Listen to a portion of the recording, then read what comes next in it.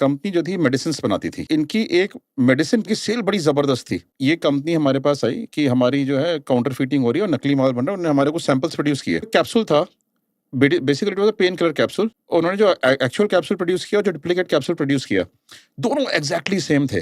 But जब capsule को खोलो और जब उसमें सॉल्ट निकालो, जो एक्चुअल सॉल्ट था वो तो पाउडर की तरह निकलता था, और जो वो वाला सॉल्ट था वो स्टिकी होता था, स्टिकी निकलता था। तो मैंने केस बुक कर लिया। I started investigating. अब दिल्ली में there is a market known as Bhagirath place market, वहाँ पे सारा मेडिसिन का काम होता है। 28 साल पहले मैंने उस मार्केट में रिसर्चेस करनी शुरू करी कि कहाँ पे प्रोडक्ट अवेलेबल है। तो नकली माल देते नहीं आसानी से। तो फिर हमने विजिटिंग कार्ड छपवाए कि हमारे केमिस्ट हैं, ये हैं, वो हैं।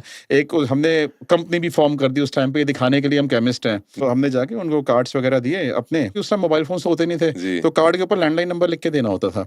तो दिल्ली यूनिवर्सिटी में जब मैं था, एसटीडी बूथ था, पीसीओ था, उस पे जाके मैं बातें करता था बहुत।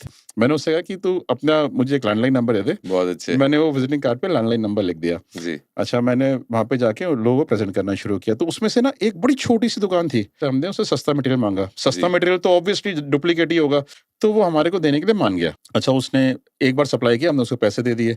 फिर दूसरी बार सप्लाई किया, हमने फिर पैसे दिए। तो हमने ना इंक्रीजिंग क्वांटिटीज में उससे लेना शुरू कर दिया, ट्रस्ट बिल्डअप करने के लिए। जब हम उससे परचेजेस करते थे, हमने उसके ऊपर एक्टिव सर्वेलेंस लगा दी कि इसको जब माल देने आता है उस दिन पे कौन देने आता है। हमने कई सारी ऐसे परचेजेस करी और धीरे धीरे हम क्वांटिटी इंक्रीज करते गए। जितनी क्वांटिटी वो अपनी शेल्फ में नहीं रखता था, उससे ज्यादा क्वांटिटी हम उसको ऑर्डर करने लगे, ताकि हम ये देख सकें कि ये क्वांटिटीज को डिलीवर करने कौन आ रहा है।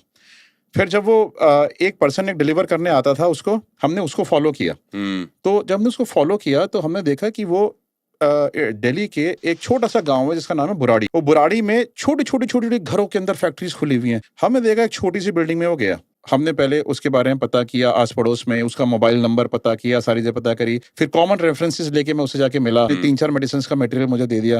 पर ट्विस्ट कहाँ आया? ट्विस्ट ये हुआ कि जब हम इंक्रीजिंग क्वांटिटी में परचेज कर रहे थे, हमने इधर कंपनी ने पुलिस में उसकी कंप्लेंट कर दी, मतलब एफआईआर लॉन्च करा दी।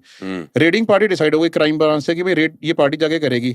मैं डेकॉय कस्टमर था क्योंकि मैं उससे परचेज कर रहा था। अब मेरी जो है क्राइम ब्रांच से पहले मीटिंग हुई। क्राइम ब्रांच को जो है हमने डिसाइड किया कि भाई अब मैं जो मटेरियल परचेज करने आज जा रहा हूँ, तो मैं लार्ज क्वांटिटी में मटेरियल परचेज करने वाला हूँ आज, ठीक है। और हमारा इशारा क्या होगा, आप दूर खड़े रहना। जैसे ही मटेरियल आ जाएगा मेरे हाथ में, मैं आपको इशारा कर दूंगा, ऐसे अपना फेस पोछूंगा रुमाल से जी। पुलिस ने या किसी ने ना किसी की पार्टी ने उनको डिस्क्लोज कर दिया। अब मैं वहां पे गया तो उन्होंने मटेरियल नहीं दिया। 6-7 आदमी ना आके खड़े हो गए मेरे चारों ओर, अबाउट टू हिट मी।